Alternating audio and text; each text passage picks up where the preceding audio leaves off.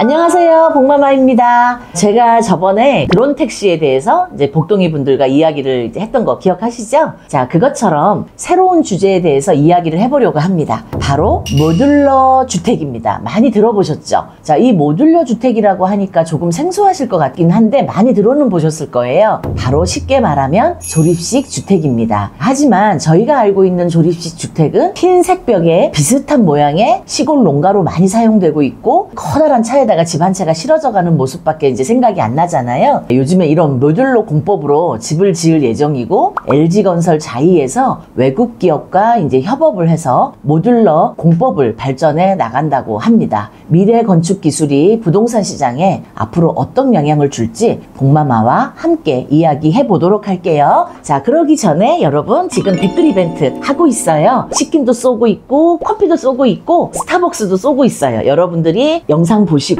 구독과 좋아요 그 다음에 댓글도 많이 달아서 응원해 주시면 여기서 10분을 추첨해서 선물을 팍팍 지금 쏘고 있으니까요. 많이 응원해 주세요.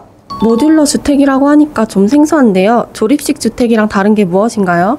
사람들이 보통 조립식 주택을 생각을 하면 시골에서 이제 볼 수 있는 흰색 또는 갈색 벽에 갈색 지붕의 집을 떠올리실 것 같아요. 아니면 혹은 차에 집 한 채가 실려서 가는 모습을 상상하실 것도 같고요. 흔히 시골에서 농가주택으로 이제 이런 조립식 주택을 많이 볼 수 있습니다. 이제 그 이유는 좁은 시골길에서 건축 자재들이 이동이 이제 편리하고 건축이 빨리 되고 인건비 또 건축비도 적게 들기 때문입니다. 최근에 LH가 모듈러 공법을 사용해서 세종시에 아파트를 짓고 있어요. 군산 공장에서 제작한 뒤에 트레일러에 싣고 열심히 달려와서 현장에서 쌓고 이제 접합을 하면 된다고 하는데요. 자, 그렇다면 우리가 알고 있는 조립식 주택과 다른 점이 무엇일까요? 궁금증이 생길 수밖에 없는데요. 만들어 와서 조립만 하면 되는 게 다 똑같은 거 아니야 라고 이제 생각하지만 다른 점이 많습니다. 우리가 흔히 아는 조립식 주택은 벽, 지붕, 바닥, 계단, 골조 등을 미리 이제 제작을 해서 현장에서 조립하는 형태고요. 모듈러 주택은 방, 부엌, 거실 혹은 오피스텔의 각 호실을 방 하나하나로 제작을 해서 붙이고 쌓는 형태라고 보시면 됩니다. 약간 블록 쌓기 형태? 이렇게 보시면 될 것 같아요. 그렇다면 모듈러 주택에는 어떤 장점이 있는지 알려주세요. 먼저 이제 모듈러 공법을 이용해서 집을 짓게 된다면은 현장에서 인력이 감소돼서 현장의 인건비도 줄어들고요. 또한 공장에서 자재나 부품들을 생산하기 때문에 기능공들의 숙련도에 따라서 시공 품질이 들쭉날쭉했던 것들이 균일하게 된다는 큰 장점이 있고요. 또 설계나 시공, 오류로 인한 하자에 대한 우려, 그다음에 기후변화 등으로 인한 공사 지연, 현장의 안전사고와 분진 소음 문제, 또 건설 폐기물을 줄일 수 있는 방법이고 가장 큰 장점은 기존의 철근 콘크리트 공사법보다 공사기간을 약 30% 단축 가능하다는 점이 장점인 것 같습니다. 또한 공장에서 이제 대량 생산을 이제 하게 된다면 공사비 절감이 당연히 되겠죠. 미리 작업을 해야 한다는 특성이 있어서 재료비 자체는 일반 건축에 비해서 높지만 인건비나 가계비가 이제 절감이 되면서 완공 시기가 빨라져서 전체 건축비가 낮아진다는 게 큰 장점이라고 볼 수 있습니다. 자, 그렇다면 사람들이 가장 많이 걱정하는 게 무엇일까요? 조립식이라고 생각한다면 안전, 단열, 층간소음을 이제 가장 먼저 걱정할 것이고요. 특히나 상품 백화점 붕괴 사고, 또 성수대교 붕괴 사고 등 부실 공사에 대한 과거가 있기 때문에 빠르게 짓는 공사법에 대해서 거부감이 좀 큰 편입니다. 실제로 2021년도에 강남구에 초등학교 부모들이 모듈러 교실 반대 운동을 벌여가지고 학교에 항의 전화를 하고 교문 앞에 근조화환도 배달했던 일이 있었어요. 이렇게 우리나라 사람들에게는 안전에 대한 것이 굉장히 민감한 편인데요. 과연 이 모듈러 공법을 사용한 주택은 안전할지 다른 나라의 사례를 보여드릴게요. 모듈러 주택의 안전에 대한 점은 외국의 사례를 보면서 이야기를 하는 게 좋겠습니다. 유럽과 미국에서는 모듈러 공법이 훨씬 대중화되어 있습니다. 그래서 심지어 고층 아파트도 있고요. 미국의 브루클린에 2016년에 완공된 최초의 32층 모듈러 아파트, 또 2020년 영국의 크레이던에 지어진 44층 모듈러 아파트가 대표적인 예로 볼 수 있습니다. 흔히 소송의 나라라고 불리는 미국에서 모듈러 아파트를 32층으로 짓는데 안전을 생각하지 않고 지었을까요? 또한 일본의 사례를 본다면 일본은 지진이 많이 일어나기 때문에 안전에 대해 더욱 민감합니다. 그래서 모듈러 주택은 지진이나 외부 충격을 분산해서 감당할 유연성이 있고요. 내진 설계와 방음 처리가 되어 있어서 지진과 화재에도 잘 견딘다고 합니다. 1995년 고베에서 진도 7.2 강도의 지진으로 주택이 이제 완파가 돼서 10만 호, 반파 11만 호의 엄청난 피해를 이제 기록했었는데요. 그 당시에도 모듈러 주택들은 피해를 최소화했다고 합니다.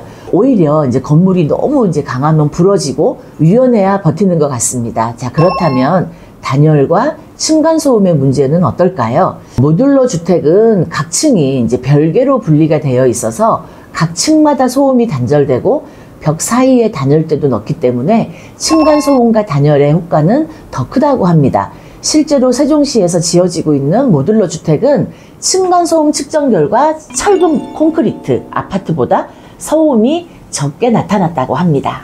그럼 모듈러 주택은 어떤 이유 때문에 대중화가 되지 못했을까요? 그렇다면 이렇게 듣기만 했을 때는 너무 좋은 모듈러 주택이 왜 대중화되지 않았을까? 우리나라는 모듈러 주택은 컨테이너 박스라는 인식이 너무 컸기 때문입니다. 컨테이너 박스라고 하면 예전에 공사 현장 등에서 사용되는 임시 숙소, 안전하지 못한 그런 이미지가 굉장히 강했고요. 그래서 국내에서는 아파트 시장보다 전원주택 건설 등 소규모 시장에서만 이제 성장을 했다고 볼 수 있습니다. 또한 이제 초창기에는 국내의 모듈러 시장이 일본 업체들이 차지하는 비율이 높아서요. 건축비가 매우 비쌌습니다. 그래서 평당 700에서 1000만 원 이상이었습니다. 일본 현지 공장에서 제작한 뒤에 국내에서 조립하는 방식이었기 때문입니다. 그렇다면 현재는 어떤 어려움을 겪고 있을까? 먼저 각종 규제 때문입니다. 아직 국내에는 보편화되지 않은 건축법이기 때문에 모듈러 공법에 대한 이제 규제나 또 건축 기준 완화, 인허가 간소화 등이 더 필요한 건 사실입니다. 또한 이동과 조립을 위해서 장비를 이중 투입을 해야 하고 규제 때문에 자재들이 더 많이 들어간다고 합니다. 그래서 현재는 대량 생산하는 시스템들이 갖춰지지 않았기 때문에 현재 가격이 비싼 이유이기도 하고요. 기존의 공법보다 공사비가 30% 정도 이제 비싸다고 하는데요. 평당 600에서 700만 원 사이라고 합니다. 그래서 민간에서는 덤비지 못하고 있는 사업이기도 합니다. 그렇다면 모듈러 주택이 부동산 시장에 어떤 영향을 줄까요? 자, 현재 우리나라는 인구 감소를 맞이하고 있습니다. 그래서 우리나라에서 가장 인구가 많은 세대인 2차 베이비 부모 세대가 올해부터 은퇴 연령에 이제 접해들고 있는데요. 가장 큰 문제는 기술직들의 은퇴이죠. 건축 업계에서 필요한 전문 인력들이 없어지고 있어요. 그래서 전문 인력이나 건설 노동자들 수급 부족이 현실적으로 지금 다가오게 됐고요. 모듈러 주택은 반드시 필요하게 됩니다. 공급 기간이 짧다는 점이 지금 공사법보다 훨씬 메리트가 있고 요즘에 아파트 가격들이 많이 상승하고 있는데 아파트 공급이 많이 된다고 하면 가격이 어느 정도 맞춰지지 않을까. 모듈러 공법을 통해서 생산성 향상을 공사비가 이제 내려가서 아파트 가격이 내려갈지 또 예상보다 생산성이 떨어져서 비용만 높아질지 결과는 뭐 예상을 할 수 없지만요. 그렇지만 공법이 표준화가 되기까지 넘어야 할 산들이 너무 많습니다. 아직은. 그래서 최근 원자재 가격 상승에 대한 큰 영향도 받고요. 또 모듈러 공법이 표준화가 될 만큼 경험이 많이 쌓이고 또 대량 생산이 될 정도의 시간이 얼마나 걸릴지 아직은 딱 이것이 정답이다라고 이제 말씀을 드릴 수는 없지만요. 제가 모듈러 공법에 대해서 여러분들과 오늘 이야기를 해봤습니다. 저도 이제 최근에 모듈러 공법을 통해서 건축을 하나 지금 하려고 생각을 했는데 저도 공사비를 따져보니까 콘크리트로 해서 짓는 거하고 별 차이가 없더라고요. 싸지가 않아요, 전혀. 그래서 저도 지금 굉장히 망설이고 있는데요. 여러분들도 아마 나도 건축을 할 때 모듈러 주택을 아마 계산을 해보시면 저하고 똑같은 상황이 되실 것 같아요. 근데 앞으로 이제 일기 신도시라든지 분당이라든지 일산이라든지 서울에도 재개발, 재건축을 해야 될 곳들이 굉장히 많은데 그때 이제 공급이 굉장히 필요하잖아요.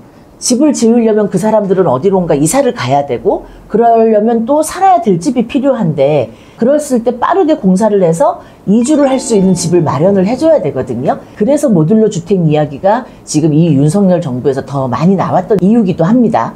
그래서 재건축을 위해서라도 모듈러 주택이나 이런 주택들이 빨리 안착이 돼야 재건축도 더 활발하게 연결이 돼서 이어질 것 같습니다. 그래서 오늘 이렇게 모듈러 공법에 대해서 여러분들과 이야기를 나눠봤는데요. 앞으로도 이런 재미있는 새로운 주제로 부동산과 연결지어서 복동이 분들과 이야기해보도록 하겠습니다. 댓글 이번 뜻 꼭 참여해주시고요. 구독, 좋아요 눌러주세요. 감사합니다.